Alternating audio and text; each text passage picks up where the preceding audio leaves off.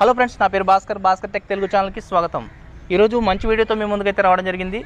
ఈరోజు Bajaj జైనస్ 125 BS6 vehicle గురించి మనం పూర్తి వివరాలు, దీనికి సంబంధించినటువంటి పూర్తి స్పెసిఫికేషన్స్, ఇంకా డీటెయిల్స్, ఇంకా ఓవర్వ్యూ, టెస్టెడ్తో కూడిన బెస్ట్ మీకు రివ్యూ అయితే ఈరోజు ఇవ్వడానికి సిద్ధంగా ఉన్నాను. మనం వీడియోలోకి వెళ్ళే ముందు మీ అందరికీ ఒక చిన్న వినపం, అదేంటంటే ఎవరైనా మన ఛానల్ని సబ్స్క్రైబ్ చేసుకోకపోతే దయచేసి సబ్స్క్రైబ్ చేసుకోండి. కొంచెం మోటివేట్ ఫీల్ అవుతాను. ఇంకా ఆలస్యం చేయకుండా మన వీడియోలోకి వెళ్ళిపోతాం. Let's start.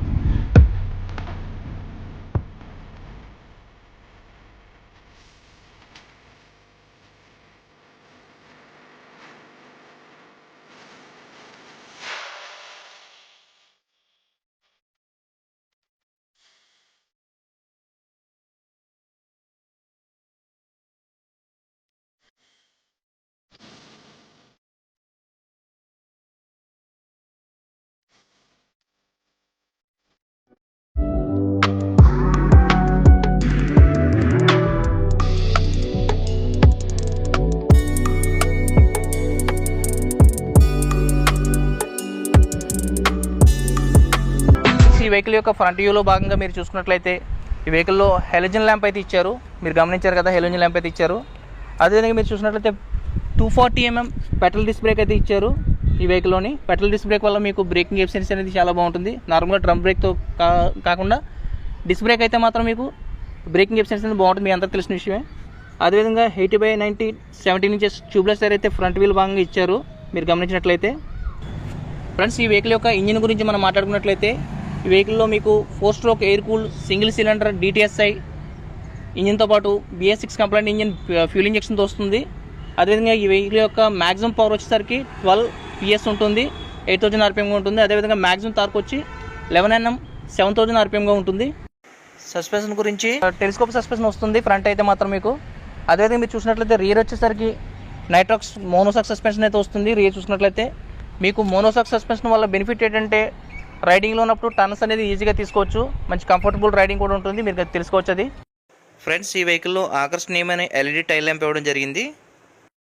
ఫ్రెండ్స్, ఈ వెహికల్లో మీకు రియర్ టైర్ గురించి మనం మాట్లాడుకున్నట్లయితే 100/90 ట్యూబ్లెస్ టైర్ అయితే ఇచ్చారు. 17 ఇంచెస్ ట్యూబ్లెస్ టైర్ ఇది, మీరు గమనించవచ్చు. ఫ్రెండ్స్, ఈ వెహికల్లో మీరు చూసినట్లయితే గ్రాఫిక్స్ పరంగా అయితే మీకు ఈ వెహికల్ చాలా స్టైలిష్గా ఉందని చెప్పొచ్చు. స్పోర్టీ లుక్తో పాటు ఇక్కడ చూడొచ్చు, మీరు కావాలంటే స్టైలిష్ గ్రాఫిక్స్ అయితే ఇవ్వడం జరిగింది.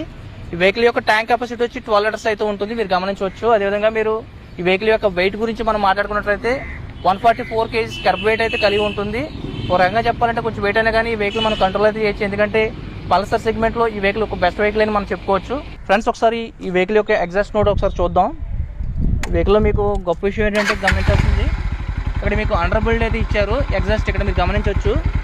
ఒకసారి దీని బీటింగ్ కూడా ఒకసారి మన ఎగ్జాస్ట్ నోట్ ఒకసారి చూద్దాం.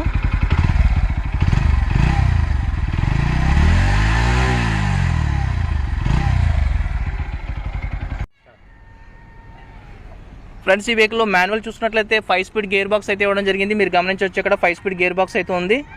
అదేవిధంగా ఈ వెహికల్లో మీకు స్ప్లిట్ సీట్ అయితే ఇచ్చారు. ఇది మంచి కంఫర్టబుల్ రైడింగ్ అయితే ఉంటుంది నాకు తెలిసి, ఎందుకంటే ఈ వెహికల్లో స్ప్లిట్ సీట్ అనేది పల్సర్ సెగ్మెంట్లో స్ప్లిట్ స్పీడ్ ఎక్కువగా వీళ్ళు ప్రమోట్ చేస్తూ ఉంటారు, మీరు గమనించవచ్చు. ఇక్కడ చూసినట్లయితే ఫ్రెండ్స్, ఈ వెహికల్లో మీకు డిజి ఎన్వైర్మెంట్ క్లస్టర్ అయితే ఇవ్వడం జరిగింది, మీరు గమనించవచ్చు. ఒకసారి ఇక్కడ మీరు చూసినట్లయితే ఇది బజాజ్ లోగో అండి, కన్ఫ్యూజ్ అవ్వద్దు. అదేవిధంగా మాల్ ఫంక్షన్ ఇండికేటర్ ల్యాంప్ అయితే ఇచ్చారు. ఇది ఏంటంటే వెహికల్ సంబంధించి ఏదైనా ప్రాబ్లమ్స్ అయితే ఉన్నట్టు ఇక్కడ మీకు ఇండికేషన్ చూపిస్తుంది, మీకు తెలిసిన విషయం ఇది. అదేవిధంగా ఇక్కడ చూసినట్లయితే బ్యాటరీ ఇండికేషన్ అయితే ఇచ్చారు. బ్యాటరీ ఛార్జింగ్ మీకు +- లో ఉందన్నది ఇక్కడ మీకు ఇండికేట్ చేస్తూ ఉంటుంది. ఇక్కడ సిగ్నల్ ఇండికేటర్స్ మీరు చూసినట్లయితే ఇక్కడ సిగ్నల్ ఇండికేటర్స్ చూడొచ్చు. అంతేకాకుండా మీకు ఈ వెహికల్ డిజి ఎన్లాగ్మెంట్ క్లస్టర్ కాబట్టి మీకు RPM మీటర్ అయితే ఎన్లాగ్లో ఉంటుంది. అదేవిధంగా స్పీడోమీటర్ వచ్చేసరికి మీకు డిజిటల్ కనిపిస్తుంది. ఫ్యూల్ గేజ్ ఇండికేటర్ కూడా మీకు డిజిటల్ కనిపిస్తుంది. టైం ఇండికేషన్ కూడా మీరు చూడొచ్చు. అదేవిధంగా మీకు ట్రిప్ మీటర్ అయితే ఇక్కడ చూసుకోవచ్చు. ట్రిప్ మీటర్ సంబంధించి ఇక్కడ మీరు ఎన్ని కిలోమీటర్లు తిరిగారనేది మీకు ఫైండ్ అవుట్ చేయడానికి ఇక్కడ మీకు మోడ్ అయితే సెట్ చేసుకోవడానికి అయితే అవకాశం ఉంది, ఇది మీరు గమనించవచ్చు. ఇప్పుడు మనం ఈ వెహికల్ని రైడింగ్ కంఫర్ట్ ఎలా ఉందో చూద్దాం, టెస్ట్ రైడ్ అయితే చేద్దాం.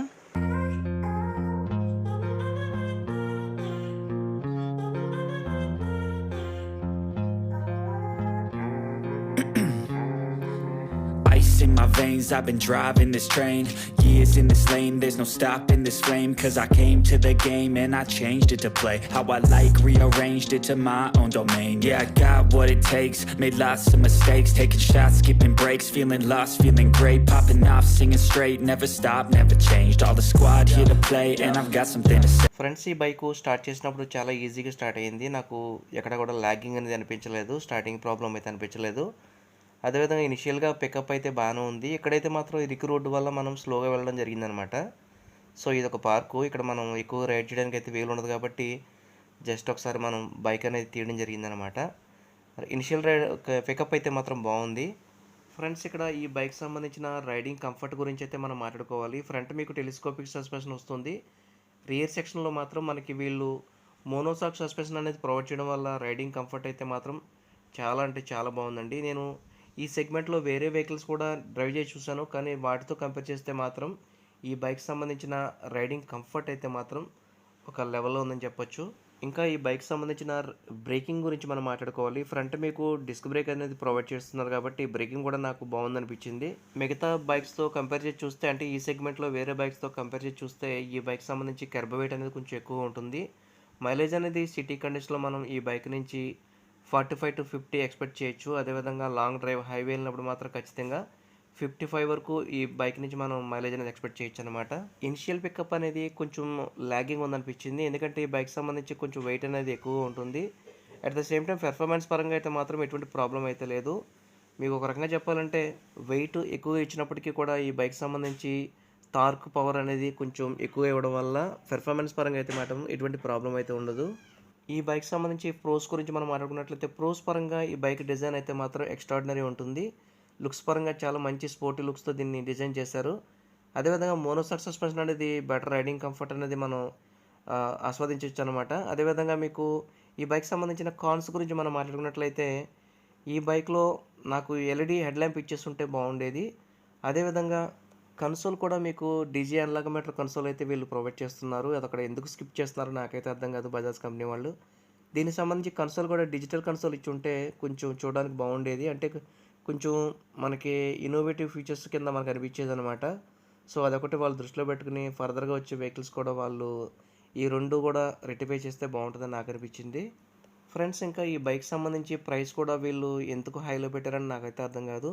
కొంచెం ప్రైస్ పరంగా వీళ్ళు కొంచెం తక్కువ చేసుంటే బాగుండేది. 1,30,000 అయితే ఆన్ రోడ్ ప్రైస్ అనేది అవుతుందన్నమాట. సో మిగతా కంపేర్ టు ఈ సెగ్మెంట్లో వేరే బైక్ చూసుకున్నట్లయితే 1,00,000 నుంచి 1.10 lakh వరకు ఉండడం జరిగిందనమాట. సో కానీ ఒక విషయం గుర్తుపెట్టుకోండి, బజాజ్ కంపెనీ అనేది మెటీరియల్ క్వాలిటీ విషయంలో అయితే మాత్రం ఎక్కడ రాజీ పడదు, అది మాత్రం మనం గమనించాలి. ఫైనల్గా ఎవరికి ఈ బైక్ సూటబుల్ అవుతుంది అన్న నన్ను అడిగితే మాత్రం ఎవరైతే కాలేజ్ గోయింగ్ స్టూడెంట్స్ ఉంటారో, అదేవిధంగా బ్యాచిలర్స్ ఉంటారో, అదేవిధంగా మీకు ఎగ్జిక్యూటివ్ లెవెల్లో ఆలోచించే వాళ్ళు ఉంటారో వాళ్ళకైతే మాత్రం ఈ బైక్ పర్ఫెక్ట్ చాయిస్ అవుతుంది. బెటర్ రైడింగ్ కంఫర్టు, అదేవిధంగా మంచి పెర్ఫార్మెన్స్ కావాలనుకుంటే మాత్రం ఖచ్చితంగా ఈ బైక్ని అయితే నేను ప్రిఫర్ చేస్తాను. ఇది ఫ్రెండ్స్ ఇవాళ వీడియో. మీకు నచ్చినట్లయితే లైక్ చేయండి, కామెంట్ చేయండి, షేర్ చేయండి. దయచేసి మన ఛానల్ అయితే సబ్స్క్రైబ్ చేసుకొని నన్ను సపోర్ట్ చేస్తానని ఆశిస్తున్నాను. Thank you so much.